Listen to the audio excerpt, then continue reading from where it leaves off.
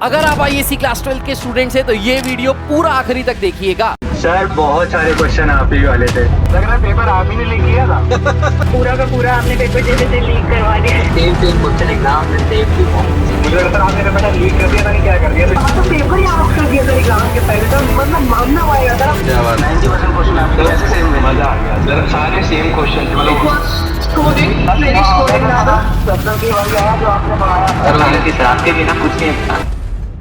ये जो सारे बच्चे यहाँ पे आपको बता रहे हैं कि पेपर सेम टू सेम वही आ गया जो हमने पढ़ाया था, वैल्यूज भी सेम टू सेम आ गई। ये पिछले 2 से 3 साल से हम लोग करते आए हैं और इस बार 2025 बोर्ड एग्जामिनेशंस में भी हम यही करने वाले हैं। अगर आप आईएससी क्लास 12 में हैं और कॉम्पिटिटिव एग्जामिनेशंस की प्रिपरेशन करने की वजह से आप बोर्ड्स की प्रिपरेशन पे ध्यान अभी तक नहीं दे पाए और आपके हाफ ईयरली में बहुत अच्छे मार्क्स नहीं आए हैं, घबराने की जरूरत नहीं है। मैं आपके लिए लाया हूँ बहुत ही बड़ी खुशखबरी। हमारा परसेंटेज बूस्टर कोर्स आज लॉन्च हो चुका है जिसमें हम physics, chemistry, maths, English, computer सारे सब्जेक्ट्स कवर करा रहे हैं सीआईएससी काउंसिल के लेटेस्ट पैटर्न के हिसाब से। इसमें आपको लाइव क्लासेस मिल रही हैं, रिकॉर्डेड क्लासेस मिल रही हैं, बुक्स आपके घर पे डिलीवर कराई जा रही हैं, डीपीपीज मिल रही हैं और इसी के साथ साथ हमारे वर्ल्ड फेमस गेस्ट पेपर्स भी मिल रहे हैं जिससे around 80 to 90% question same to same आपको बोर्ड एग्जामिनेशंस में भी मिल जाते हैं। ये जो पूरा का पूरा बैच है इसको पढ़ाया जा रहा है बाय इंडियाज मोस्ट लव्ड,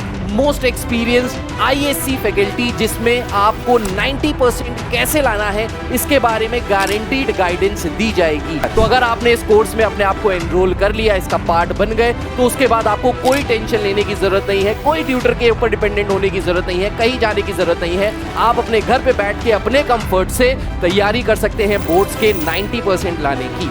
अगर आप इस कोर्स में इंटरेस्टेड हैं तो नीचे दिए हुए लिंक पे क्लिक करें या जो नंबर फ्लैश हो रहा है इस पे कॉल करें।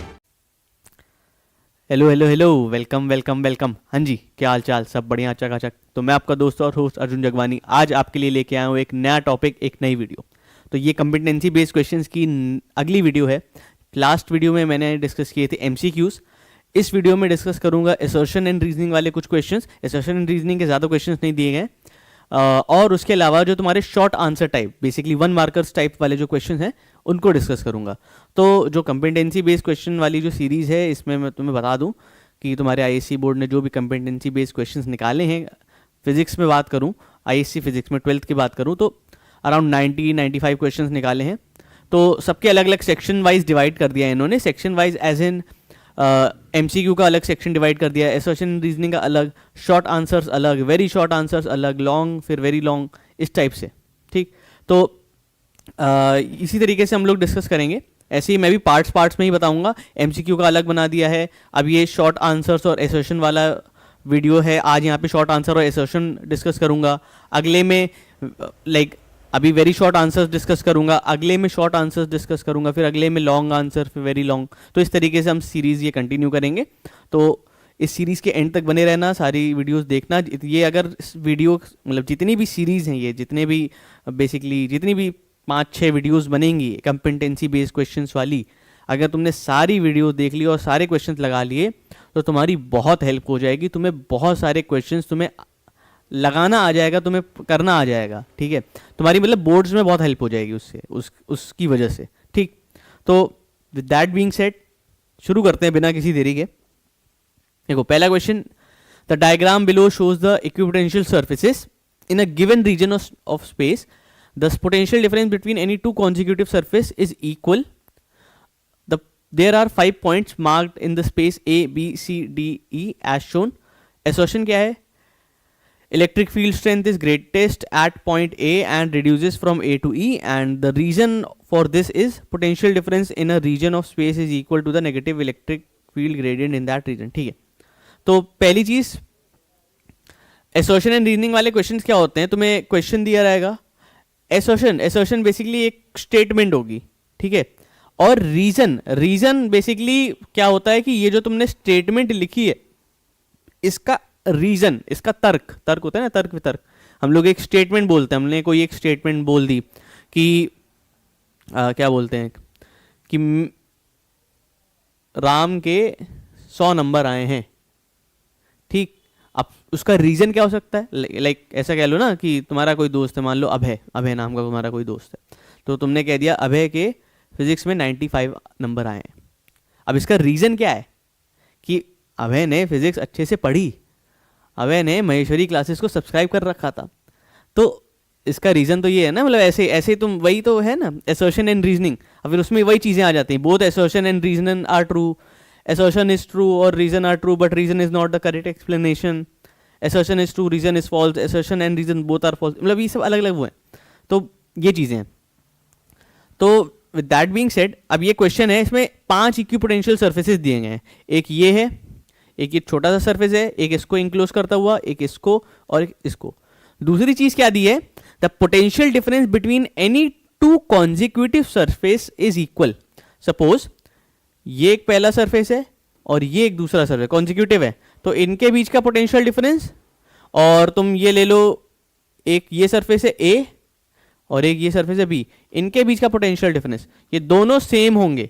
ठीक है, मतलब दो कॉन्जिक्यूटिव सर्फेसेस के बीच का जो पोटेंशियल डिफरेंस है वो सेम होगा। ठीक, या ऐसा कहो, ये इसका पोटेंशियल डिफरेंस, इसका पोटेंशियल डिफरेंस, दोनों का पोटेंशियल डिफरेंस सेम होगा। ठीक है, तो इनके बीच का दो कॉन्जिक्यूटिव की बात हो रही है, ऐसा नहीं कि मैं सी और ई की बात करूं, नहीं, ये नहीं है, इसकी बात नहीं हो रही। ठीक, हालांकि इसका इतना यूज भी नहीं होगा स्टेटमेंट का। अब देखो क्या बोल रहा है, कह रहा है कि हाँ, the electric field strength is greatest at point A and reduces from A to E. अब कह रहा है इस पॉइंट पे जो इलेक्ट्रिक फील्ड स्ट्रेंथ है वो ग्रेटेस्ट है। ठीक, और it reduces, electric field strength यहां से ए से हम इधर तक, ए से हम ई की तरफ जा रहे हैं, तो it will be reduce, electric field जो है, इलेक्ट्रिक फील्ड क्या होगी, रिड्यूस हो रही है। तो पहली बात तो तुम्हें बता दूं, electric field strength equipotential surface में ग्रेटेस्ट कहां पे होती है। अगर तुमने इक्विपोटेंशियल सरफेस थोड़ा बहुत भी उसके स्टेटमेंट्स पढ़े हैं तो एक बात जान लो, electric field is greatest when equipotential surfaces are closer to each other, when equipotential surfaces are closer, जब ये क्लोजर होते हैं, आस मतलब बहुत क्लोजली, बहुत पास पास में होते हैं सर्फेसेस, वहां पे इलेक्ट्रिक फील्ड स्ट्रेंथ ज्यादा होती है। और जितना फार्दर होंगे सर्फेसेस, जो इक्विपोटेंशियल सर्फेसेस हैं, जितना दूर होंगे वहां पे इलेक्ट्रिक फील्ड स्ट्रेंथ उतनी कम होगी, और जितना पास होंगे वहां पे इलेक्ट्रिक फील्ड स्ट्रेंथ उतनी ज्यादा होगी। तो अब यहां पे गौर करो, जो इक्विपोटेंशियल सर्फेसेस हैं वो कहां पे क्लोजर हैं। देखो यहां पे सबसे क्लोजेस्ट हैं ये सर्फेसेस, ठीक है, और यहां पे तो बहुत फार्दर हैं, ये देखो ये सर्फेसेस बहुत दूर दूर हैं। तो यहां पे इलेक्ट्रिक फील्ड स्ट्रेंथ ग्रेटेस्ट हो ही नहीं सकती, पहली बात तो यही है। ठीक, यहां पे बस तुम्हें थोड़ा लॉजिक लगाना पड़ेगा, थोड़ा दिमाग लगाना पड़ेगा। तो तुम खुद देखो, असर्शन जो कह रहा है electric field strength at A is greatest, at point A is greatest, ये गलत है, असर्शन ही गलत है। तो अब तुम्हें बाकी ऑप्शंस पढ़ने की जरूरत ही नहीं। अब जहां जहां असर्शन को ट्रू बोला है उसको काट दो। ये असर्शन ट्रू नहीं, असर्शन इज ट्रू नहीं, both assertion and reason are false, बिल्कुल सही। असर्शन भी फॉल्स है तो रीजन भी फॉल्स ही है, क्योंकि यही ऑप्शन है जिसमें दोनों फॉल्स दिए हैं। बाकी सब में असर्शन ट्रू दिया है, तो वो हो ही नहीं सकते ये तीन। ठीक, इसलिए option D will be the correct answer. In a ferromagnetic material, all the atomic magnets have dipole moments in the same direction. It is due to strong exchange coupling between neighboring atoms in a domain. ठीक है, अब यहां पे देखो क्या है, एक ferromagnetic material है, all the atomic magnets have dipole movements in the same direction. अब फेरोमैग्नेटिक सब्सटेंस में क्या होता है, जो उनके डाइपोल मूवमेंट्स होते हैं वो सेम डायरेक्शन में होते हैं, पर all the dipole movements are not in the same direction. अब क्या होता है, जैसे एक ये फेरोमैग्नेटिक सब्सटेंस समझना, तो फेरोमैग्नेटिक सब्सटेंस में क्या होते हैं, कुछ कुछ डोमेन्स डिवाइडेड होते हैं, है ना, ऐसे करके कुछ कुछ डोमेन्स डिवाइडेड होते हैं। ये ऐसे करके मान लेते हैं, मैं ऐसे बना दे रहा हूं रैंडमली। तो इन डोमेन्स का जो अपना डाइपोल मूवमेंट है, यानी इसका अगर डाइपोल मूवमेंट इधर है, ठीक, तो इसका एक डायरेक्शन में होगा, इसका अगर इधर है तो इसका इधर होगा। ठीक, ऐसे ये अपने अपने डोमेन्स के डाइपोल मूवमेंट सेम डायरेक्शन में होंगे, पर पूरा कलेक्टिवली एक डायरेक्शन में नहीं होगा। ठीक, ऐसे हो सकता है, ये ऐसे होता है, ये कुछ कुछ डोमेन्स के तुम्हारे वो होते हैं, एक ही डायरेक्शन में चल रहे होते हैं, ये ऐसे होता है।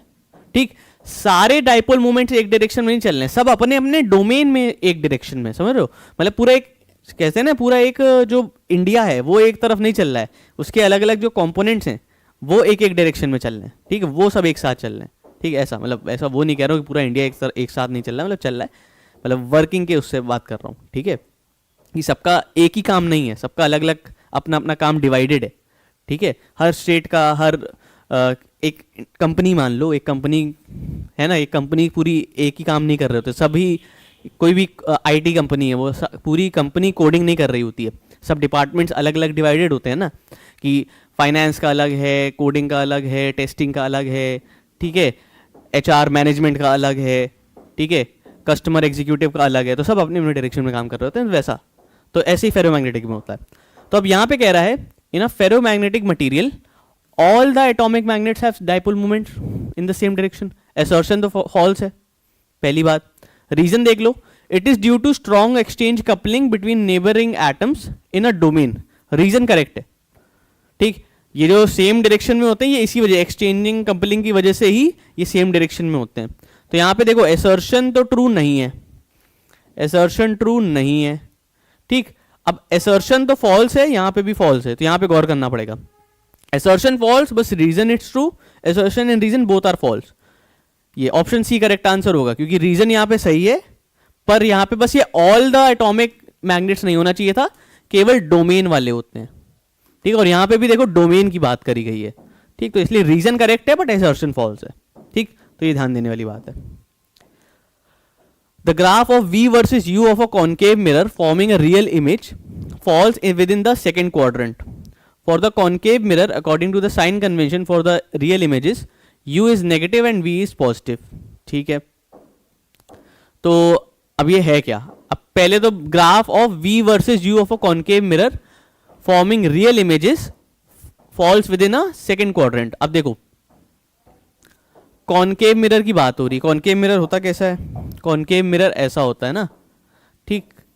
तो कॉनकेव मिरर में अगर रियल इमेज बन रही है तो बेसिकली रियल इमेज कैसी बन रही होगी? मैं एक रफ आइडिया बता रहा हूँ, ऐसा कुछ करके बन रही होगी, ठीक है, कुछ ऐसा करके बन रही होगी, इधर साइड ही बन रही होगी रियल इमेज, ऐसी रियल इन्वर्टेड। तो अगर U इस तरफ है तो V भी इसी तरफ होगा, है ना, मतलब दोनों लेफ्ट हैंड साइड पे ही होंगे, राइट हैंड साइड पे कुछ नहीं है, पहली बात। दूसरी बात, अगर इसका ग्राफ बनाऊं, अगर इसका ग्राफ बनाऊं, है ना, ये U है, ये V है, तो कह रहा है कि it lies in the second quadrant, है ना। सेकेंड क्वाड्रेंट का मतलब है the graph of the V versus U of a mirror forming real images falls within the second quadrant. Second quadrant यानी यहाँ पे कहीं पे ग्राफ बन रहा है कि U is somewhere at this and V is somewhere at this. ये फर्स्ट क्वाड्रेंट होता है, ये सेकंड क्वाड्रेंट होता है, ये थर्ड क्वाड्रेंट होता है, ये फोर्थ क्वाड्रेंट होता है। तो यहाँ पे कहीं बन रहा है, यानी U is negative and V is positive, तो ऐसा तो नहीं होता है, तो असर्शन तो गलत दिया हुआ है, पहली बात तो यही है, असर्शन इज रॉन्ग। यहाँ पे एक बात तो है, कह रहा है for concave mirror according to the sign convention of the real images U is negative and V is positive, नहीं। तो यहाँ पे assertion reasoning are true, assertion reason are true, assertion is true, तीनों में असर्शन ट्रू दे रखा है, तो पहले तो ये तीनों ही कैंसिल हो गए, बचा क्या? ये वाला देख लो, असर्शन रीजनिंग वाले ऐसे हो जाते हैं। अगर तुम्हें दोनों में से कोई एक पता चल जाए ना सही या गलत, तो तुम आराम से एलिमिनेट करके ऑप्शंस को टिक लगा सकते हो, ठीक है। तो ये बहुत ध्यान देने वाली बात है, असर्शन रीजनिंग वाले ऐसे इसी तरीके से होते हैं कि तुम्हें एटलीस्ट कोई एक पता चल जाए, कोई एक थोड़ा सा तुम आइडिया लगा लो, तो उसकी वजह से तुम पूरा MCQ को सॉल्व कर सकते हो, ठीक। क्योंकि असर्शन 3 जगह अगर ट्रू दिया है और तुम्हें पता है, यू आर श्योर कि असर्शन फॉल्स है, देन तुम असर्शन जो ट्रू वाले उनको अपने आप एलिमिनेट कर दो, जो फॉल्स बचा बस वही है, ठीक। अब शॉर्ट आंसर्स वाले भी जाते हैं। अब शॉर्ट आंसर किस टाइप के दिए हैं? तो पहला क्वेश्चन देखो, the given graph shows the variation of charge plates Q versus the potential difference between the plates of two capacitors C1 and C2. Both the capacitors have the same plate area, but the plate separation of C1 is twice that of C2. Which graph corresponds to C1? और ये graph दिया हुआ है। Graph किसके किसके बीच का दिया है? Q और V का ग्राफ दिया है, बेसिकली ऐसा ग्राफ दिया है, ठीक। Y एक्सिस में Q है, X एक्सिस में V है, ठीक। ग्राफ कुछ ऐसा दे रखा है, ये A है, ये B है, ठीक है। अब अगर स्लोप ऑफ ग्राफ निकालो एक बार, अभी मैं क्वेश्चन पे नहीं जा रहा हूँ, सिर्फ ग्राफ को मैं स्टडी करता हूँ, ग्राफ को एनालाइज करता हूँ। अगर मैं इस ग्राफ का स्लोप निकालूं, स्लोप बेसिकली कैसे निकालते हो तुम, टैन थीटा करके निकालते हो। मान लेते हैं ये है एंगल थीटा 1, मतलब ये एंगल थीटा है, ठीक, ये एंगल फाई है, मान लेते हैं कोई ऐसे एंगल ले लिया। स्लोप तुम किसी का भी निकाल सकते हो, मैं टैन थीटा निकालता हूँ स्लोप, ठीक। स्लोप क्या हो जाएगा, परपेंडिकुलर अपॉन बेस, ठीक। बेसिकली स्लोप क्या होगा, क्यू अपॉन वी, ठीक। इसको तुम एंगल्स का नाम ना दो, ऐसे ही दे दो, ठीक। तो स्लोप अगर इसका निकालो, इस ग्राफ का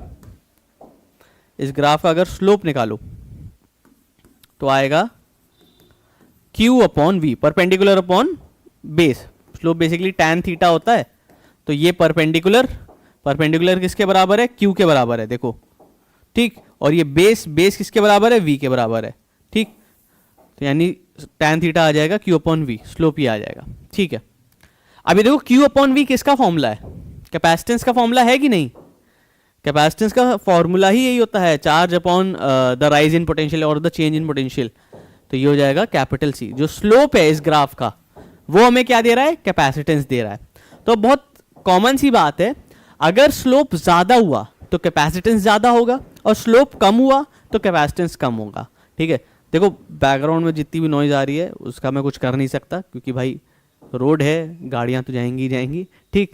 तो थोड़ा सा तुम्हें थोड़ा बियर करना पड़ेगा, मैं भी बियर कर रहा हूँ, तुम्हें बियर करना पड़ेगा, ठीक। खैर, तो मैं यहाँ पे था कि कैपेसिटेंस, देखो जिसका ज्यादा है उसका स्लोप ज्यादा होगा, जिसका कैपेसिटेंस कम है उसका स्लोप कम होगा, बहुत सीधी सी बात है, ठीक। कैपेसिटेंस ज्यादा है तो मतलब स्लोप ज्यादा है, और कैपेसिटेंस कम है तो स्लोप कम है। स्लोप से मतलब क्या, एंगल, टैन थीटा होता है ना, तो अगर ये ज्यादा है इसका मतलब थीटा ज्यादा है, तभी तो टैन थीटा ज्यादा होगा, क्योंकि, ठीक। तो जिसका एंगल ज्यादा है उसका स्लोप ज्यादा है, यानी ए का कैपेसिटेंस इज ग्रेटर, ठीक, एंड बी का कैपेसिटेंस इज लोअर, ठीक। इतना समझ गए अब तुम, ये बात दिमाग में रखना कि ए का कैपेसिटेंस इज ग्रेटर, यहां लिख दे रहा हूं साइड में, ए ग्रेटर कैपेसिटेंस, ठीक, एंड बी लेस कैपेसिटेंस, ठीक, लोअर कैपेसिटेंस। अब क्वेश्चन पे आते हैं, क्यों मैंने ये लिखवाया है अभी समझ में आएगा। अब कह रहा है the given graph shows the variation of charge plates, ठीक है, of both capacitor C1 C2। मैंने इनमें से C1 C2 का है, अब C1 किसका है C2 किसका है नहीं बताया इन्होंने, कि A C1 है, B C1 है, A C2 है, B C2, कुछ नहीं बताया, बस बोला है C1 C2 का ग्राफ है, ठीक है। Both the capacitance have the same plate area but the plate separation is of C1 is twice as that of C2। अब देखो capacitance between parallel plate capacitors, ये जो पैरेलल प्लेट्स होती हैं कैपेसिटर्स की, इसके बीच में जो इनकी सेपरेशन होती है, small D is the separation, capital A is the area of cross section इस प्लेट का, ठीक। ये इस प्लेट का एरिया ऑफ क्रॉस सेक्शन होता है कैपिटल ए, और ये स्मॉल डी होता है सेपरेशन बिटवीन द प्लेट्स। तो इसका फॉर्मूला क्या आता है, epsilon not a upon D, ये होता है capacitance of parallel plate capacitors. अब यहां पे C1 के लिए देखो क्या बात हो रही है, समझना। C1 के लिए बोल रहे हैं एप्सिलॉन नॉट ए अपॉन, बता रहा हूं अभी यहां लिख रहा हूं, एंड C2 के लिए बोल रहे हैं कुछ epsilon not a, area of cross section दोनों का सेम है, देखो सेम प्लेट एरिया, ठीक। तो दोनों का एरिया सेम है। अब क्या कह रहा है, the plate separation of C1 is twice as that of C2। तो अगर मैं C2 की प्लेट सेपरेशन D मान लूं, समझना, अगर C2 की प्लेट सेपरेशन में D मान लूं तो C1 की क्या हो जाएगी, ट्वाइस, यानी 2D, ठीक।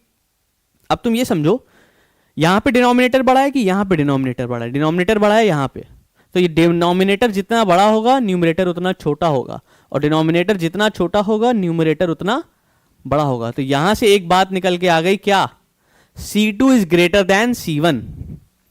क्या बात निकल के आ गई, C2 is greater than C1, ठीक। तो यानी ये जो बड़ा वाला ग्राफ है वो C2 का है, ठीक, यानी बड़ा वाला ग्राफ किसका है, ए वाला ग्राफ यानी C2 का है, एंड बी वाला ग्राफ यानी C1 का है, ठीक। तो अब यहां पे बताना है विच ग्राफ करिस्पॉन्ड्स टू C1, ठीक है। C1 को कौन सा ग्राफ करिस्पॉन्ड कर रहा है तुम यहां से बता लो, C1 को कौन सा ग्राफ करिस्पॉन्ड कर रहा है, बी वाला, तो यहाँ पे B is the correct answer. यहाँ पे मतलब बी तुम्हें लिखना पड़ेगा, वन वर्ड आंसर है, ठीक है, वेरी शॉर्ट क्वेश्चन है,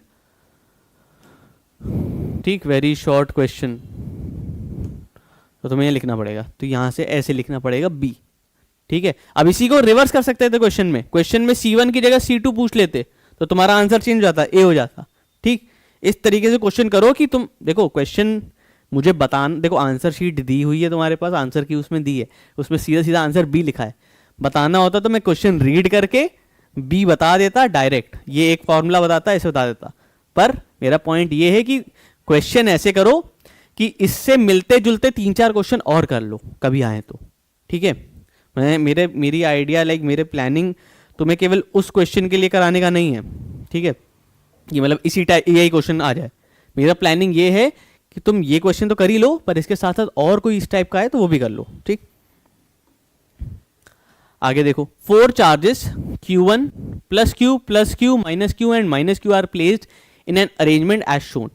The direction of the net electric field at point P on the diagram is best indicated by which of the following vectors A, B, C, D और E, ठीक। ये diagram दिया है, ठीक है, I hope ये diagram visible है, हाँ ये विजिबल है,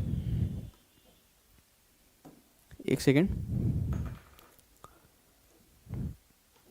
हाँ तो देखो क्वेश्चन क्या है, ये है प्लस क्यू, ये पॉइंट है प्लस क्यू, ये है माइनस क्यू एंड ये है माइनस क्यू, ये ओरिजिन है, ये सब इक्विडिस्टेंट है यहाँ से, ठीक।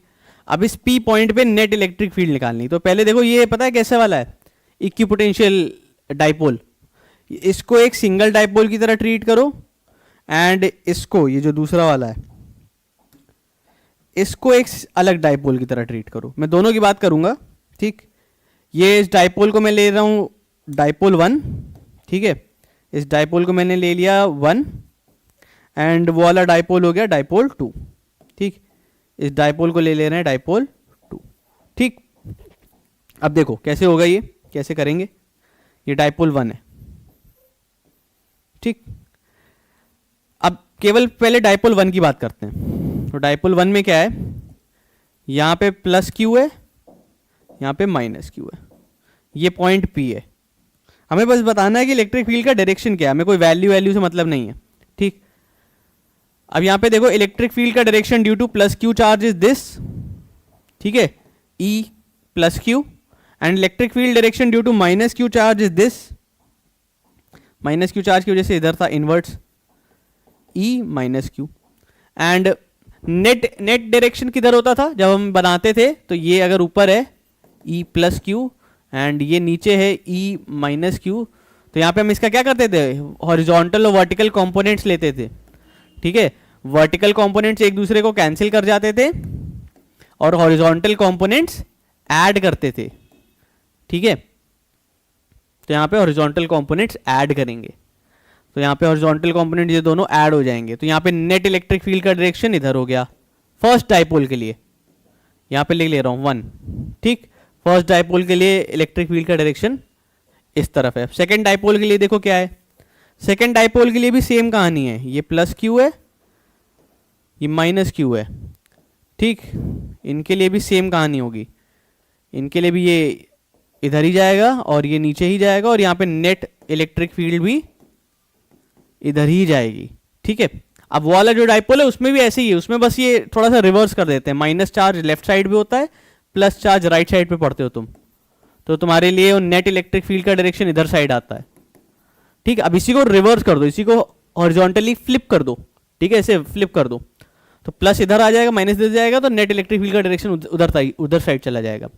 तो नेट इलेक्ट्रिक फील्ड का डायरेक्शन किधर जा रहा है, सी के डायरेक्शन में, तो यहाँ पे आंसर क्या है कि C represents the direction of net electric field, ठीक, और कुछ नहीं है।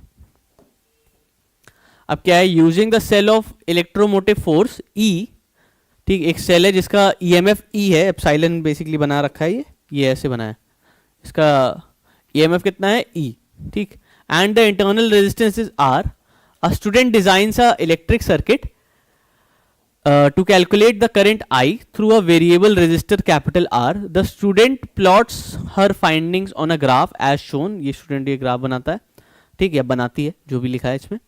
What does the slope of the graph indicate. अब इस ग्राफ का स्लोप क्या इंडिकेट कर रहा है, ठीक है। तो स्लोप निकालने के लिए क्या निकालना है, सिंपल सी चीज़ है। यहाँ पे बताया है कि इसने एक सर्किट बनाया जिसमें एक ईएमएफ इसने ले लिया, कितना, एक सेल ले लिया जिसका ईएमएफ ये था एप्सिलॉन, एप्सिलॉन या ई बोलते हैं इसे, ठीक। और एक एक्सटर्नल रेजिस्टेंस ले लिया कैपिटल आर, इसका इंटरनल रेजिस्टेंस है स्मॉल आर, ठीक। और इससे करंट फ्लो हो रहा है कैपिटल आई, ठीक। ये सब बताया। अब यहाँ पे क्या है, इन्होंने बनाया क्या, स्लोप निकालना है इसका। तो स्लोप देखो क्या होगा, परपेंडिकुलर अपॉन बेस। स्लोप होता है हमेशा परपेंडिकुलर अपॉन बेस। ये क्या है, ये है 1 अपॉन आई, ठीक। और ये क्या है, कैपिटल आर, ठीक। आई होप ये विजिबल है। तो यहाँ पे स्लोप किसका किसका निकालोगे, स्लोप निकालोगे, ये परपेंडिकुलर है, परपेंडिकुलर यानी 1 upon capital I perpendicular upon base, base क्या है, कैपिटल आर। तो स्लोप आ जाएगा 1 अपॉन आई इंटू आर। अब आई इंटू आर क्या हो जाएगा, ई के बराबर हो जाएगा, ठीक है। तो स्लोप आ जाएगा 1 अपॉन एप्सिलॉन, ठीक है। 1 अपॉन एप्सिलॉन लिखो या 1 अपॉन वी लिखो, एक ही बात है, ठीक है। अब यहाँ पे वी का मेंशन नहीं किया है, पोटेंशियल डिफरेंस का मेंशन नहीं किया है, तो यहाँ पे ई ही लिखोगे, ज़्यादा सही है, ठीक। तो ये हो जाएगा तुम्हारा answer. What is the slope of the graph, 1 upon epsilon, ठीक। यानी रेसिप्रोकल ऑफ ईएमएफ, इतना ऐसे लिख भी सकते हो, ठीक। रेसिप्रोकल ऑफ ईएमएफ, ठीक। A charge 10 microcoulomb enters a region of uniform magnetic field with the velocity this and experiences a force this. Find the value of C. ये C दिया है। अभी देखो वेक्टर बेस्ड क्वेश्चन है। अब तुम कहोगे सर वेक्टर वाले क्वेश्चन तो बोर्ड्स में आते नहीं। बिल्कुल सही बात है, वेक्टर वाले क्वेश्चन बोर्ड में नहीं आते, पर क्यों हम पढ़ रहे हैं, क्यों कंपिटेंसी बेस में दे दिए गए। अब देखो कंपिटेंसी बेस में देने का एक और पर्पस भी है कि कंपिटेंसी बेस में इसलिए भी दे रहे हैं क्योंकि तुम्हारी थोड़ी और प्रैक्टिस कराना चाह रहे हैं एससी वाले, क्योंकि जो तुम्हारे पास सिलेबस में है, जो तुमसे बोर्ड्स में पूछा जा रहा है, फिर कॉम्पिटिटिव में कुछ कमी ना रह जाए। क्योंकि बोर्ड्स में जितना तुमने कर लिया, पर आगे जाके कुछ ना कुछ कॉम्पिटिटिव भी तो दोगे ही ना। कोई भी एंट्रेंस एग्जामिनेशन दे लो, कुछ भी आगे का अगर तुम देते हो, इवन तुम आगे बिना एग्जाम दिए पढ़ने भी चले जाते हो, ठीक है। बिना एग्जाम दिए तो कुछ तो सब्जेक्ट पढ़ोगे ना। मान लो उस सब्जेक्ट में साइंस इंक्लूड हो रही है, अब वो चाहे इंजीनियरिंग हो, चाहे साइंस का कोई भी वो हो, बीएससी वगैरह हो, ठीक है। तो कहीं ना कहीं तुम्हें फिजिक्स वगैरह फिर से थोड़ी बहुत पढ़नी ही पड़ेगी, तो वहाँ पे कहीं ना कहीं फिर वेक्टर्स वगैरह काम आएंगे, मैथ्स में काम आएंगे इवन, ठीक है। तो इसलिए थोड़ा बहुत तुम्हें आइडिया होना चाहिए। बेसिक है, ठीक है, कुछ ज़्यादा नहीं है। बस मैं कह रहा हूँ कि बेसिक वेक्टर्स का हल्का आइडिया हो कि डॉट प्रोडक्ट क्या होता है, क्रॉस प्रोडक्ट क्या होता है, वेक्टर्स को लिखने का तरीका क्या है, इतना आइडिया होना चाहिए। बेस नॉलेज है ये सिलेबस वाली नॉलेज नहीं है, करिकुलम की नॉलेज नहीं है, ये बेस नॉलेज है, इतनी होनी ही चाहिए, ठीक है। नहीं है तो थोड़ा टाइम देके डेवलप कर लो, ज़्यादा टाइम नहीं लगेगा, ठीक। 4 फॉर्मूले समझने में टाइम नहीं लगेगा कि डॉट प्रोडक्ट क्या होता है, ए बी कॉस थीटा, ठीक है। साइन क्रॉस प्रोडक्ट क्या होता है, A B sine theta, n cap, where n cap is the direction of, और where n cap is perpendicular to both A and B, ठीक। तो ये होता है, इसे स्केलर प्रोडक्ट, इसे वेक्टर प्रोडक्ट कहते हैं। वेक्टर का मैग्नीट्यूड हम कैसे रिप्रेजेंट करते हैं, √x² + y², अगर 3 टर्म्स में दिया है। बेसिकली वेक्टर को कैसे लिख सकते हो, i j k के टर्म्स में, ठीक है। xi yj + zk, where i j k are unit vectors along x y and z axis। i j k क्या है, यूनिट वेक्टर्स हैं along x y and z axis। इसका अगर magnitude लिखना हो तो कैसे लिखोगे, √x² + y² + z², ठीक। अब यहां पे देखो क्या है, क्वेश्चन है, a charge of 10 microcoulomb enters a region of uniform magnetic field with the velocity of this and experiences a force of this, find the value of C। अब देखो कोई भी चार्ज किसी यूनिफॉर्म मैग्नेटिक फील्ड में enter कर जाए, ठीक, तो उस पर क्या लगता है, एक फोर्स लगता है जिसे हम कहते हैं लॉरेंट्ज मैग्नेटिक फोर्स, जिसका फॉर्मूला होता है QVB sin थीटा। अब तुमने ये भी पढ़ रखा होगा, पर मैंने इसका वेक्टर फॉर्म भी बता रखा है। मैंने बताया कि vector form of this formula is Q V cross B, ठीक। यहां पे जो फोर्स होता है it is perpendicular to both velocity and magnetic field. यहां पे जो ये जो फोर्स है ये बेसिकली क्रॉस प्रोडक्ट है, ठीक है, वेक्टर प्रोडक्ट है किसका, velocity of charge particle and जो भी है तुम्हारा क्या है ये मैग्नेटिक फील्ड, ठीक। तो इन दोनों का क्रॉस प्रोडक्ट है, बेसिकली इसका direction would be perpendicular to both of them, मतलब जो फोर्स है वो V के भी परपेंडिकुलर है, B के भी परपेंडिकुलर है। तो इतना समझ लो, F is perpendicular to V as well as F is perpendicular to B। अब इसी चीज को हम यूज करके हम निकालेंगे। हमारे पास फोर्स का वेक्टर वैल्यू दे रखी है, फोर्स क्या दिया है 5I माइनस सी जे, ठीक। ये जे के ऊपर कैप नहीं लगाया पर कोई बात नहीं, ठीक। और वेलोसिटी की वेक्टर वैल्यू क्या दे रखी है 4I plus 5J, 4I plus 5J, ठीक। अब इनका अगर डॉट प्रोडक्ट निकाल लो, तो अगर हम डॉट प्रोडक्ट निकाल लें तो डॉट प्रोडक्ट क्या होगा, जीरो होगा। क्यों? बिकॉज थीटा क्या होता है, यहां पे एंगल होता है इन दो वेक्टर्स का। डॉट प्रोडक्ट में अगर दो वेक्टर्स परपेंडिकुलर हैं तो उनका डॉट प्रोडक्ट क्या होता है, जीरो, ठीक है। A dot B is zero when A is perpendicular to B, ठीक। तो ये दोनों वेक्टर्स एक दूसरे के परपेंडिकुलर है तो इनका डॉट प्रोडक्ट निकाल लो। F डॉट V क्या आएगा, जीरो आएगा, तो यहां पे निकाल लो क्या आएगा 5I minus C J dot 4I plus 5J equal zero. I वाला I से मल्टीप्लाई होगा, J वाला J से मल्टीप्लाई होगा, क्या आएगा, ये आ जाएगा कितना 5 4 20, 20I माइनस 5C, ठीक, सॉरी 20 माइनस 5C। I से I हट जाएगा, I डॉट I 1 होता है बेसिकली, इतना डिटेल में नहीं जा रहा। 20 माइनस 5C इक्वल जीरो। तो यहाँ पे C की वैल्यू कितनी आ जाएगी, ये इस साइड जाएगा 5 4 टाइम्स, ठीक। तो C की वैल्यू आ जाएगी 4। ये तुम्हारा आंसर है, ठीक। मेरे ख्याल से समझ में आया होगा इतना, ठीक। इजी था, बहुत ज़्यादा वो नहीं था, बस थोड़ा सा वेक्टर का बेसिक आइडिया होना चाहिए कि वेक्टर में डॉट प्रोडक्ट क्या होता है, डॉट प्रोडक्ट जीरो कब होता है। ये वेक्टर, ये तो फिर फिजिक्स लग रही थी, हमारा जो कॉन्सेप्ट था वो लग रहा था, ठीक है। तो इतना घबराने वाली बात नहीं, बोर्ड में इस टाइप के क्वेश्चन नहीं आते हैं, ठीक। और बाई चांस कोई एक नंबर में आ भी गया, समझ रहे हो, 70 मार्क्स में से कोई एक नंबर का क्वेश्चन ऐसा आ भी गया तो इतने बेस लेवल का ही होगा। ऐसा कुछ बहुत जेई मेंस का क्वेश्चन नहीं दे देंगे, जेई एडवांस का क्वेश्चन नहीं दे देंगे, ठीक है, ऐसा नहीं होगा तुमसे, ठीक। A galvanometer of resistance 3G can carry a maximum current of 25 milli ampere. Calculate the value of shunt to be used so that it works as ammeter to read the current up to 0.1 ampere, ठीक है। अब ये question direct है from the topic conversion of galvanometer into ammeter और voltmeter. अब ammeter का दिया है यहाँ पे, तो यहाँ पे पहले गैल्वेनोमीटर का रेजिस्टेंस कितना दिया है 3G।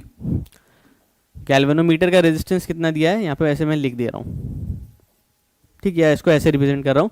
गैल्वेनोमीटर्स रेजिस्टेंस इज 3G, ठीक।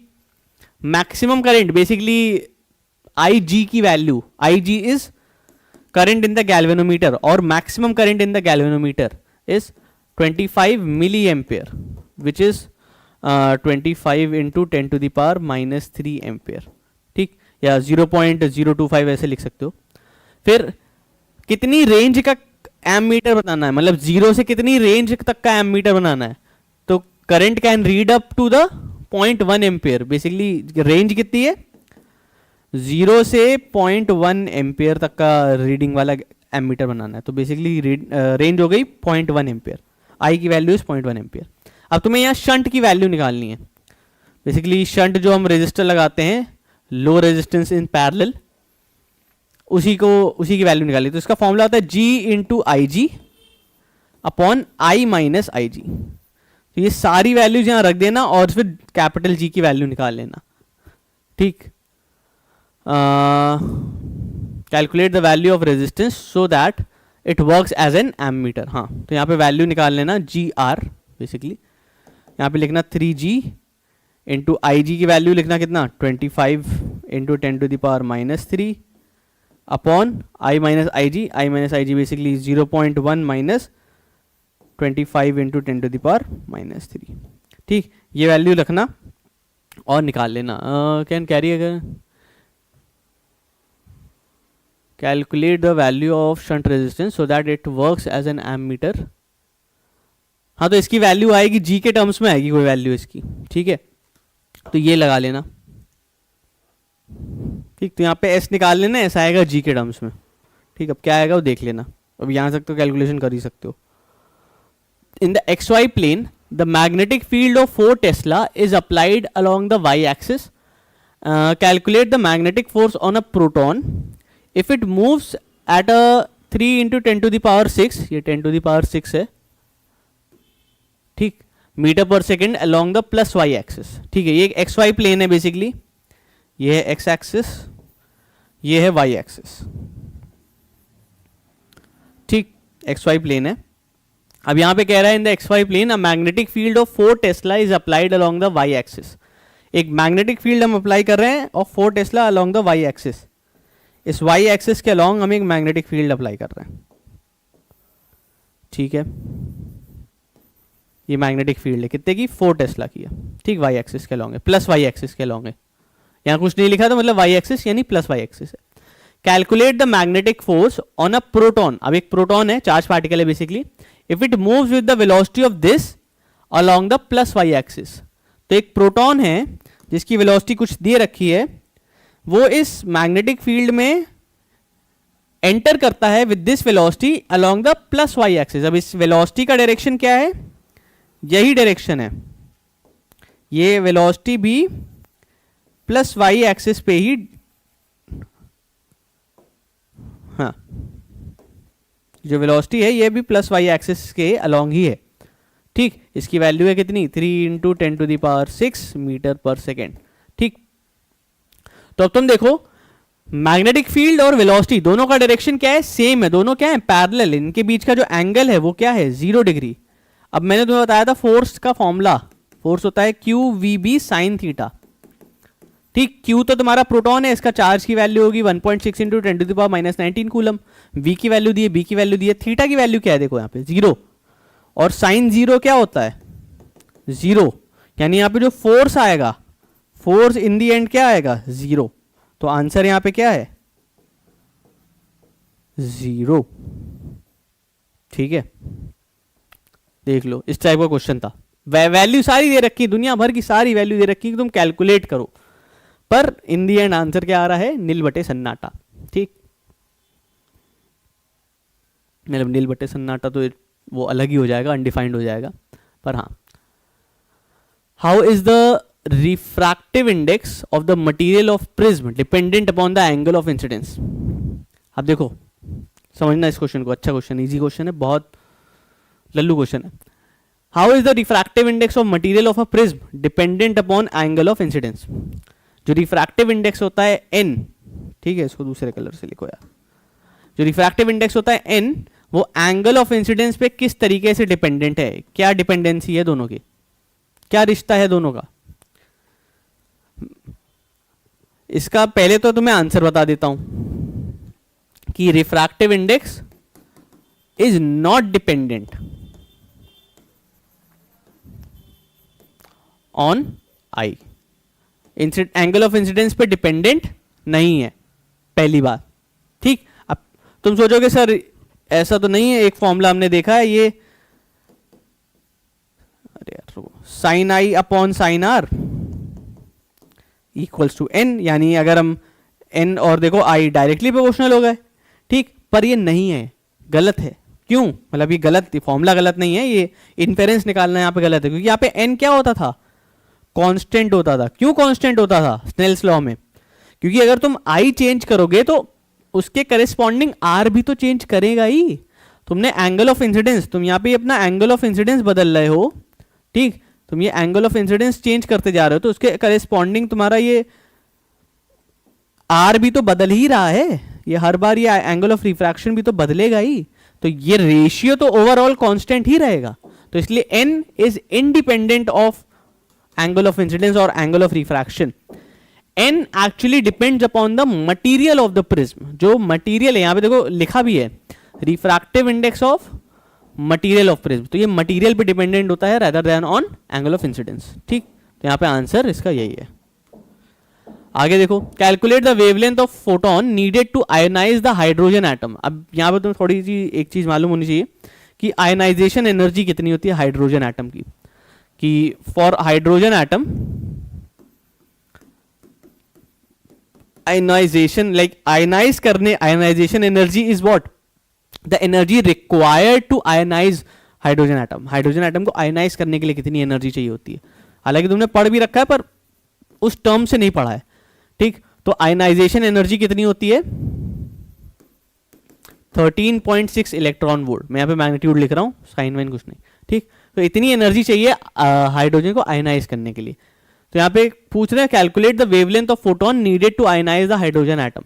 तो एनर्जी अगर हमने इतनी लगाई तो कितनी वेवलेंथ जरूरत होगी. समझना, ये रिलेशन होता है E equals HC upon lambda. तो अगर तुम इतनी एनर्जी प्रोवाइड करो तो कितनी वेवलेंथ एमिट होगी, या कितनी वेवलेंथ, कितना फोटोन प्रोवाइड करो कि इतनी एनर्जी मिल जाए. ठीक, तो यहाँ पे वेवलेंथ निकालनी है. तो यहाँ पे बेसिकली तुम्हें E की वैल्यू पता है, H की वैल्यू पता है, C की वैल्यू पता है. E की वैल्यू इज दिस. अब इसको जूल में कन्वर्ट करना जरूरी है. तो यहाँ पे एनर्जी हो जाएगी 13.6 इलेक्ट्रॉन वोल्ट. इसको कन्वर्ट करोगे जूल में, 13.6 इंटू 1.6 इंटू 10⁻⁻19, ये हो जाएगा जूल. ये इतना जूल में आ गया. H की वैल्यू कितनी है 6.64 इंटू 10⁻34. ठीक, और C की वैल्यू कितनी है 3 इंटू 10⁸. ठीक, अब यहाँ पे फॉर्मूला लगा दो, lambda equals H C upon capital E. यहाँ पे कितना आ जाएगा 6.64 इंटू 10⁻34 इंटू 3 इंटू 10⁸ अपॉन ये पूरा उठा के रख दो.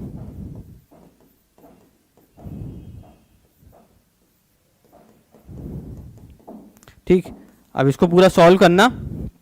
सॉल्व करोगे वेवलेंथ आ जाएगी, मीटर्स में आएगी वेवलेंथ. ठीक, वेवलेंथ भी आएगी SI यूनिट में, तो SI यूनिट में आ जाएगी, कोई दिक्कत नहीं है. और अगर तुम्हें कोई दिक्कत हो तो वेवलेंथ के लिए अलग एक और फॉर्मूला लगा सकते हो, लैम्डा इक्वल्स 12375 अपॉन E. पर शर्त यहाँ पे ये है कि ये जो एनर्जी है ये इलेक्ट्रॉन वोल्ट में हो. ठीक, और दूसरी शर्त ये है कि यहाँ पे जो आंसर आएगा वो एंगस्ट्रॉम में आएगा. तो ये फॉर्मूला भी लगा सकते हो, कोई दिक्कत वाली बात नहीं है, बिल्कुल सही फॉर्मूला है, बिल्कुल सत्य फॉर्मूला है. ठीक, इवन तुम्हारी बुक्स वगैरह में भी दिया है. तो यहाँ पे तुम्हें क्या करना है, एनर्जी को इलेक्ट्रॉन वोल्ट में रखना है, तो आंसर तुम्हारा एंगस्ट्रॉम में आएगा. ठीक, और यहाँ पे तुमने SI यूनिट में कन्वर्ट कर दिया तो आंसर भी तुम्हारा SI यूनिट में ही आएगा. ठीक, आगे देखते हैं. An electron is revolving around the nucleus of hydrogen atom. If the radius of first orbit is this, calculate the de Broglie's wavelength of the moving electron in the orbit. ठीक है, अब कह रहा है कि एक electron is revolving around the nucleus of hydrogen atom. अगर ये हाइड्रोजन एटम का न्यूक्लियस है तो एक इलेक्ट्रॉन रिवॉल्व कर रहा है इन द फर्स्ट ऑर्बिट. तो दिस इज द इलेक्ट्रॉन. ठीक, revolving in the first orbit. ठीक है, and the radius of the first orbit is 0.53 into 10 to the power -10 metre. तो ये हो जाएगा radius equals 0.53 into 10 to the power -10 metre. ठीक, ये रेडियस दिया है. ठीक, अब calculate the de Broglie's wavelength of moving electron in the orbit. Wavelength निकालनी है डी ब्रॉगलीज वेवलेंथ इस मूविंग इलेक्ट्रॉन की. कैसे निकालोगे, तो डी ब्रॉगलीज वेवलेंथ का फॉर्मूला होता है. डी ब्रॉगलीज वेवलेंथ का फॉर्मूला क्या होता है, lambda equals H upon P. H upon P क्या होता है, P होता है momentum, linear momentum, M into V. ठीक, अब तुमने बोहर्स एटॉमिक मॉडल पढ़ रखा है. ठीक है, according to Bohr's postulates, Bohr's के जो पोस्टुलेट्स थे उसमें एक बहुत फेमस पोस्टुलेट था, क्या, angular momentum of each orbit is integral multiple of H upon 2 पाई. ठीक, ये था. अब इस फॉर्मूले को थोड़ा सा रीअरेंज करके लिख लो. इस फॉर्मूले को रीअरेंज करके लिखोगे तो यहां पे तुम क्या लिख सकते हो, तो यहाँ पे तुम इसको रीअरेंज करके लिखो तो ये हो जाएगा m इंटू वी, इसको एक तरफ रखो, m इंटू वी बेसिकली एक तरफ ही रखो, बाकी सारी चीज़ें उस साइड रख दो, एन एच अपॉन 2 पाई। ठीक, अभी जो m इंटू वी है इसको सब्स्टिट्यूट कर दो यहाँ पे, ठीक, यहाँ पे सब्स्टिट्यूट कर दो तो क्या बन जाएगा, ये बन जाएगा lambda equals h upon m v की जगह पे क्या लिख देंगे हम ये, तो ये n इंटू एच अपॉन 2 पाई, तो 2 पाई ऊपर चला जाएगा, 2 पाई आर भी है, ठीक है, यहाँ पे आर भी है, ठीक, तो ये पूरा ऊपर चला जाएगा। ये देखो n की h से h कैंसिल हो जाएगा पहले तो, ठीक, पहले तो h से h कैंसिल हो जाएगा, दूसरा n की वैल्यू विल बी 1 यहाँ पे, क्योंकि फर्स्ट ऑर्बिट की बात हो रही है, यहाँ पे देखो साफ साफ लिखा है फर्स्ट ऑर्बिट, तो n की वैल्यू क्या हो जाएगी 1, तो लैम्डा इक्वल्स ये ऊपर चला जाएगा, ये हो जाएगा 2 पाई आर, तो यहाँ पे सारी वैल्यूज लिख दो, लैम्डा इक्वल्स 2 पाई की वैल्यू 3.14, आर की वैल्यू दी है क्वेश्चन में 0.53 इंटू 10⁻⁻10, ये आंसर निकाल लो, मीटर्स में आएगा आंसर, ठीक, तो यहाँ पे फिर तुम्हारा ये क्वेश्चन हो जाएगा। ठीक, तो ऐसे करना है इस क्वेश्चन को, क्वेश्चन कोई बहुत ज़्यादा वो नहीं था, पर हाँ थोड़ा थोड़ा फॉर्मूले सब्स्टिट्यूट करने थे बेसिकली। ठीक, आगे देखो, the kinetic energy of alpha particle is incident on a gold foil is doubled, how does the distance of closest approach change. ठीक है, अब ये तुमने अगर पढ़ रखा हो तो डिस्टेंस ऑफ क्लोजेस्ट अप्रोच करके एक टॉपिक है एटम्स एंड न्यूक्लियाई में, जिसमें एक रिलेशन आता है which is kinetic energy is inversely proportional to the r naught. Basically r naught क्या है, डिस्टेंस ऑफ क्लोजेस्ट अप्रोच। ठीक, दोनों बेसिकली इनवर्सली प्रोपोर्शनल है, तुम जितना ज्यादा पास जाते जाओगे, डिस्टेंस जितना ज्यादा कम करते जाओगे, ठीक, क्लोजेस्ट अप्रोच के उतना पास जाते जाओगे, उतना काइनेटिक एनर्जी बढ़ती जाएगी। ठीक है, और जितना ज्यादा दूर जाते जाओगे काइनेटिक एनर्जी उतनी ही कम होगी। ठीक है, ये रिलेशन कुछ ऐसा आता है, कुछ फॉर्मूला आता है, kinetic energy equals 1/4 pi epsilon naught ZE square upon r naught. ठीक, कुछ ऐसा होता है। ठीक, तो इन सब वैल्यू को कांस्टेंट ले लेते हैं, तो ये आर नॉट इनवर्सली प्रोपोर्शनल है इससे। ठीक, आर नॉट बेसिकली ये डिस्टेंस होता है, अगर ये एटम है, ठीक, और ये तुम्हारा गोल्ड फॉइल वाला तुम्हारा अल्फा पार्टिकल है, ये अल्फा पार्टिकल है। ठीक, तो आर नॉट बेसिकली इसका क्लोजेस्ट डिस्टेंस होता है, ये वाला जो डिस्टेंस होता है, इस न्यूक्लियस से सबसे क्लोजेस्ट डिस्टेंस जो होता है वो जहां से ये वापस आ जाता है। ठीक है, तो ये जो सबसे क्लोजेस्ट वाला डिस्टेंस है यही आर नॉट होता है। ठीक, और ये आर नॉट जितना बड़ा होगा काइनेटिक एनर्जी उतनी ज्यादा होगी, क्योंकि यहां पे काइनेटिक एनर्जी मैक्स होती है। ठीक, और फिर यहां के काइनेटिक एनर्जी पूरी कन्वर्ट हो जाती है पोटेंशियल एनर्जी में। ठीक, तो ये होता है।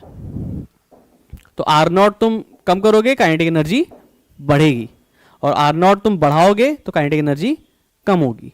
ठीक, तो अब तुम यहाँ पे तुम ये देखो, इसको इनवर्सली प्रोपोर्शनल वाला रिलेशन है बेसिकली। अब यहाँ पे देखो क्या कह रहा है, kinetic energy on the gold foil is doubled. अगर काइनेटिक एनर्जी हमने डबल कर दी तो ये आर नॉट क्या हो जाएगा, हाफ हो जाएगा। बेसिकली इनवर्स रिलेशन है ना, r naught is proportional to kinetic energy. अगर ये देखो, अगर तुमने काइनेटिक एनर्जी डबल कर दी तो आर नॉट क्या हो जाएगा, हाफ। ठीक, तो यहाँ पे इसका आंसर हो जाएगा, ठीक, distance of closest approach will be half. ठीक, तो यही आंसर है इसका, और कुछ नहीं। अब ये क्या है, the electric current flowing in the wire in the direction B to A is decreasing.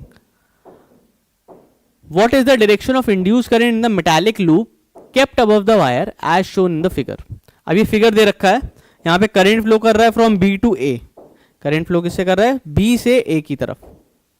ठीक, ये B है, ये A है। ठीक, और यहाँ पे एक मेटालिक लूप रखा है, बेसिकली यहाँ पे ये क्या रखा है, मेटालिक लूप। अब कह रहा है कि क्या बोल रहा है, What is the direction of induced current in the metallic loop? इस मेटालिक लूप में जो इंड्यूस्ड करंट है उसका डायरेक्शन क्या होगा, so that, है ना, हाँ, so that कुछ नहीं है, बस ये पूछ रहे हैं। तो अब ये कैसे निकालोगे, यहां पे देखो कॉन्सेप्ट आएगा म्यूचुअल इंडक्शन का। अब ये कॉन्सेप्चुअल क्वेश्चन है, 1 मार्कर है पर कॉन्सेप्चुअल है। कॉन्सेप्चुअल कैसे? अब यहां पे ये करंट जैसे ये B to A current flow करेगा, ये B to A current flow करेगा, अभी करंट कांस्टेंट है, पर जैसे जैसे हम यहां पे क्या कह रहे हैं, direction of current is flowing in the wire from B to A, it is decreasing. Current को क्या हम कर रहे हैं? डिक्रीज कर रहे हैं। इसे जो करंट फ्लो हो रहा आई, इसे हम डिक्रीज कर रहे हैं। और whenever the current is changing, the flux passing through the loop is also changing. यानी अगर फ्लक्स चेंज होगा तो क्या इंड्यूस होगा? ईएमएफ, और ईएमएफ इंड्यूस होगा तो हम क्या इंड्यूस करेंगे? करंट। तो यहाँ पे म्यूचुअल इंडक्शन का कॉन्सेप्ट है, ठीक। एक वायर में करंट चेंज कर रहे हैं तो दूसरी वायर में करंट इंड्यूस हो रहा है। तो अब देखो, पहले तो इससे हम लोग निकाल लेते हैं मैग्नेटिक फील्ड लाइंस किस डायरेक्शन में। तो मैग्नेटिक फील्ड लाइन निकालो राइट हैंड पाम रूल से। पाम मेरा किस साइड फेस कर रहा है? अंदर की तरफ। या राइट हैंड थंब रूल से भी निकालोगे, थंब अगर इस तरफ पॉइंट करो करंट के डायरेक्शन में, तो मैग्नेटिक फील्ड का डायरेक्शन क्या है? इनवर्ड्स, ठीक। तो मैग्नेटिक फील्ड कैसी है? इनवर्ड्स। क्रॉस से बना रहा हूं, क्रॉस से मतलब इनवर्ड्स होता है, ठीक। अब यहां पे तुम्हें इंड्यूस्ड करंट का डायरेक्शन निकालना है। इंड्यूस्ड करंट का डायरेक्शन निकालने के लिए यूज करते हो फ्लेमिंग्स राइट हैंड रूल, ठीक है। तो यहां पे इंड्यूस्ड करंट का डायरेक्शन निकालो। First finger will denote the direction of magnetic field, ठीक। Thumb will denote the direction of, लेकिन उससे आएगा नहीं, ठीक है, उससे नहीं आएगा। इंड्यूस्ड करंट डायरेक्शन निकालने के लिए फ्लेमिंग्स राइट हैंड रूल नहीं लगेगा, उसका आएगा दूसरी तरीके से। अब देखो, मैग्नेटिक फील्ड लाइंस इनवर्ड्स पास हो रही, और दूसरी चीज क्या दे रखी है? डिक्रीजिंग मैग्नेटिक फील्ड लाइंस, मतलब बेसिकली करंट डिक्रीज कर रहे हैं। तो ये जो मैग्नेटिक फील्ड लाइंस, इस वाली वायर से जो मैग्नेटिक फील्ड लाइंस जनरेट हुई हैं वो भी डिक्रीज हो रही होंगी, है ना।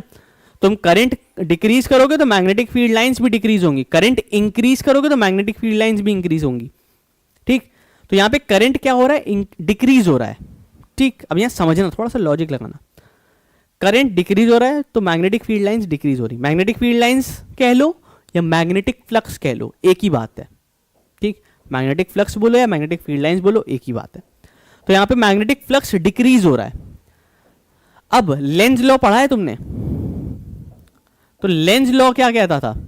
The direction of induced current is such that it opposes the cause that produces it. मतलब जो डायरेक्शन होगा इंड्यूस करंट का वो उसको अपोज करेगा। तो अगर यहां पे ये जो करंट है ये डिक्रीज होना चाह रहा है, तो ये जो करंट इंड्यूस होगा ये इस डायरेक्शन में इंड्यूस होगा कि ये करंट इंक्रीज करे, डिक्रीज होने नहीं देगा उसको, ठीक है। बहुत कंफ्यूजिंग चीज है, कंफ्यूजिंग है, बट समझो कि अगर ये जो इंड्यूस करंट है ये इस डायरेक्शन में प्रोड्यूस होगा ताकि ये जो डिक्रीजिंग मैग्नेटिक फील्ड लाइंस है इसको डिक्रीज ना होने दे और इंक्रीज होने दे, ठीक। और इंक्रीज होने के लिए कैसे करेगा? अब तुम इसमें थोड़ा सा वो क्या बोलते हैं, हिट एंड ट्रायल लगाना पड़ेगा। अगर हम मान लेते हैं कि एंटी क्लॉकवाइज डायरेक्शन फ्लो करता है, मान लेते हैं सपोज, ठीक, एंटी क्लॉकवाइज फ्लो कर रहा है, तो एंटी क्लॉकवाइज में मैग्नेटिक फील्ड का डायरेक्शन क्या होगा? अगर राइट हैंड थंब रूल लगाओ, ये करंट का डायरेक्शन, मैग्नेटिक फील्ड कैसी आ रही? आउटवर्ड्स। तो ये तो इसको कैंसिल कर देंगी, एक मैग्नेटिक फील्ड आउटवर्ड्स आ रही, एक मैग्नेटिक फील्ड इनवर्ड्स है। मतलब ये वाली वायर की मैग्नेटिक फील्ड इनवर्ड्स जा रही, और इस लूप वाली मैग्नेटिक फील्ड अगर हम एंटी क्लॉकवाइज में फ्लो कराएं तो लूप वाली मैग्नेटिक फील्ड आउटवर्ड्स आएगी। तो ये दोनों तो कैंसिल कर देंगी, ये तो हमें चाहिए भी नहीं, हमें तो अपोज करना है ना, हमें इस डिक्रीजिंग को इंक्रीज करना है वापस, है ना। जो ये मैग्नेटिक फील्ड लाइंस डिक्रीज हो रही है हमें इसको इंक्रीज करना है। इंक्रीज कैसे करेंगे? उनके साथ साथ चल के। तो अब हम क्या करेंगे? एंटी क्लॉकवाइज ना जाके हम क्लॉकवाइज जाएं, ठीक। क्लॉकवाइज जाएंगे तो मैग्नेटिक फील्ड लाइंस कैसी? अंदर, ठीक। तो इस वाली वायर की वजह से भी मैग्नेटिक फील्ड लाइंस अंदर जा रही, देखो ऐसे, ठीक। और ये क्लॉकवाइज चलाएंगे तो भी मैग्नेटिक फील्ड लाइंस कैसी जा रही? अंदर। तो यहां पे नेट मैग्नेटिक फील्ड लाइंस क्या होंगी? इंक्रीज करेंगी, या नेट मैग्नेटिक फ्लक्स क्या होगा? वो इंक्रीज करेगा।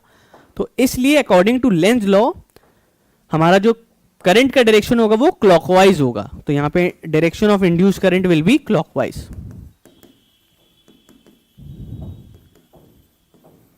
डायरेक्शन ऑफ इंड्यूस करंट क्या होगा? क्लॉकवाइज, ठीक। आगे देखते हैं अगला क्या है। Give the expression of power factor in the LR circuit in terms of resistance and inductive reactance। तो पावर फैक्टर का डायरेक्ट फॉर्मूला होता है, पावर फैक्टर होता है कॉस फाई, ठीक है, यही होता है पावर फैक्टर का फॉर्मूला ही यही होता है, ठीक। अब कॉस फाई क्या होता है? कॉस फाई होता है R अपॉन Z। अब अगर ये सब याद ना, ये सब फॉर्मूले याद ना हो कोई बात नहीं, एक सिंपल टेक्निक बताता हूं, इंपीडेंस ट्राइंगल, ये याद रखो। इंपीडेंस ट्राइंगल ये हमेशा याद रखना। इंपीडेंस ट्राइंगल क्या होता है? ऐसे बनता है, ये बनता है इंपीडेंस ट्राइंगल, जिसमें ये एंगल होता है फाई, ये जो हॉरिजॉन्टल होता है ये होता है हमेशा आर, ठीक। ये जो परपेंडिकुलर, ये जो हाइपोटेन्यूज होता है ये होता है इंपीडेंस, ठीक। अब ये इंपीडेंस किसी में भी हो सकता है, चाहे एलआर सर्किट हो, चाहे सीआर सर्किट हो, चाहे एलसीआर सर्किट हो। तो एलआर सर्किट होगा तो उसका इंपीडेंस होगा, सीआर सर्किट होगा तो उसका इंपीडेंस होगा, और एलसीआर सर्किट होगा तो उसका इंपीडेंस होगा। और ये क्या होता है? ये होता है रिएक्टेंस, ये रिएक्टेंस है, हाँ ये रिएक्टेंस है एक्स। अब ये रिएक्टेंस कोई भी हो सकता है, एलआर सर्किट है तो इंडक्टिव रिएक्टेंस होगा, सीआर सर्किट है तो कैपेसिटिव रिएक्टेंस होगा, और एलसीआर सर्किट है तो नेट रिएक्टेंस होगा, ठीक। तो यहां से तुम पावर फैक्टर निकाल लो कॉस फाई, कॉस फाई निकालो क्या आएगा? Base upon hypotenuse, base upon hypotenuse, तो ये आ जाएगा। और कैसा सर्किट है? एलआर सर्किट है, तो इंपीडेंस का फॉर्मूला आ जाएगा R upon under root XL का स्क्वायर प्लस R का स्क्वायर, ठीक। तो ये आ जाएगा तुम्हारा फॉर्मूला, पावर फैक्टर का formula in terms of XL and R, यही दिया है ना।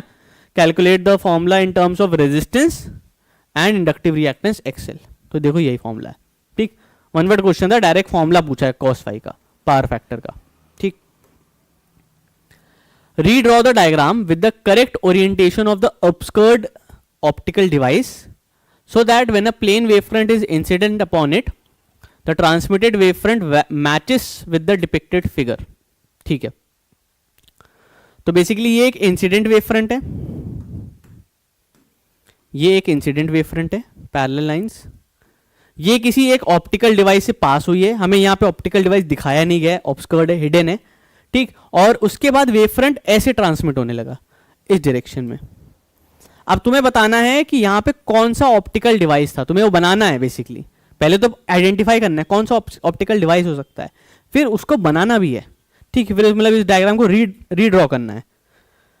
तो पहले तो तुम्हारे दिमाग में 3-4 ऑप्टिकल डिवाइस आ सकते हैं। क्या आ सकता है? एक हो सकता है कि लेंस हो, एक हो सकता है कि ग्लास स्लैब हो,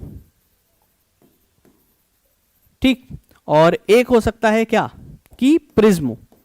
यही ऑप्टिकल डिवाइसेस पढ़े। अब माइक्रोस्कोप वगैरह कुछ नहीं होगा, माइक्रोस्कोप का मतलब लेंस ही होगा, है ना। माइक्रोस्कोप भी क्या है? कॉम्बिनेशन ऑफ लेंसेज है और कुछ नहीं है, ठीक। तो वहां पे मत पहुंचना ऑप्टिकल डिवाइस पूछा है तो माइक्रोस्कोप पहुंच रहे, नहीं, ठीक। लेंस, ग्लास स्लैब या प्रिज्म, यही तीनों तुमने पढ़े हैं रिफ्रैक्शन में, और क्या ही पढ़ा है अभी, ठीक। और यही 3 मेजर होते भी हैं। तो अब इनमें से कोई एक होगा। लेंस नहीं हो सकता, क्यों? क्योंकि lens will be either converging, ठीक, और डाइवर्जिंग। तो ना ही ये कन्वर्ज हो रहे, ना ही ये डाइवर्ज हो रहे, ये पैरेलल आए थे, पैरेलल चले गए, ठीक। वही है ना कि खाली हाथ आए थे हम, खाली हाथ जाएंगे, है ना, बस प्यार के 2 मीठे बोल गुनगुनाएंगे। तो वही बात है बेसिकली कि लेंस तो नहीं हो सकता, हाँ, ठीक, लेंस तो नहीं हो सकता। क्या हो सकता है फिर? Glass slab. ग्लास स्लैब देखो ट्राई कर सकते हो, ग्लास स्लैब भी नहीं होगा। क्यों? क्योंकि ग्लास स्लैब की एक प्रॉपर्टी होती है, याद करो, लेटरल डिस्प्लेसमेंट। अगर याद हो, ग्लास स्लैब में क्या होता है, अगर जो रे इंसिडेंट है वो रिफ्रैक्शन के बाद, ये जो इमर्जेंट रे है ये वाली और इंसिडेंट रे ये वाली पैरेलल होती हैं। ये दोनों रेस, जो इमर्जेंट रे है और जो इंसिडेंट रे, ये दोनों पैरेलल निकलती हैं। थोड़ा सा लेटरल डिस्प्लेसमेंट होता है पर ये पैरेलल होती हैं। तो क्या ये दोनों रेस पैरेलल हैं किसी एंगल से? नहीं, पैरेलल नहीं है, तो ग्लास स्लैब भी नहीं होगा। बचा क्या? प्रिज्म। प्रिज्म हो सकता है। अब यहां पे ड्रॉ करो प्रिज्म कि एक रे यहां आई, फिर ये ऐसे थोड़ा सा रिफ्रैक्ट हुई, रिफ्रैक्ट हुई, फिर ये और रिफ्रैक्ट हो गई। हाँ, प्रिज्म हो सकता है। प्रिज्म का देखो ऐसे ही जा रहा है कि रे ऐसे आ रही फिर निकल ऐसे रही है, तो यहाँ पे प्रिज्म हो सकता है। ठीक, तो इसको फिर रीड्रॉ कर लोगे प्रिज्म के टर्म्स में। रीड्रॉ कैसे करोगे, यहाँ बना के दिखा दे रहा हूँ। वो यहाँ पे एक प्रिज्म बनाओगे, ऐसे ही बनाना पड़ेगा उल्टा, ठीक है, क्योंकि बेंडिंग इस डायरेक्शन में है। बेंडिंग अगर उल्टी डायरेक्शन में होती, बेंडिंग अगर इस डायरेक्शन में होती तो प्रिज्म ऐसे बनाते सीधा, पर बेंडिंग अगर इस डायरेक्शन में है, ये जो रेज हैं इस तरफ बेंड हो रही हैं, तो ये प्रिज्म भी उल्टा ही बनाओगे। तो ये कुछ ऐसा बनेगा। पहले वाला बना देता हूँ पहले, तो एक ये फिर ये,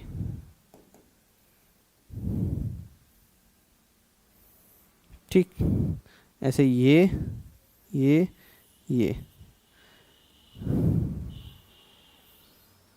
ठीक, ऐसे जाएगा। ठीक, अब इसको थोड़ा सही से बना लेना, मैंने रफली एक डायग्राम बनाया है। ठीक, तो ये ऐसा बनेगा। अब ये पैरेलल निकलेंगी, ऐसा नहीं कि ये बाहर अलग से निकलनी है, ये पैरेलल ही निकलेंगी ये तीनों। ठीक, ये भी ऐसे निकलेगा, ये भी ऐसे निकलेगा, ये भी ऐसे निकलेगा, तीनों पैरेलल निकलेंगे।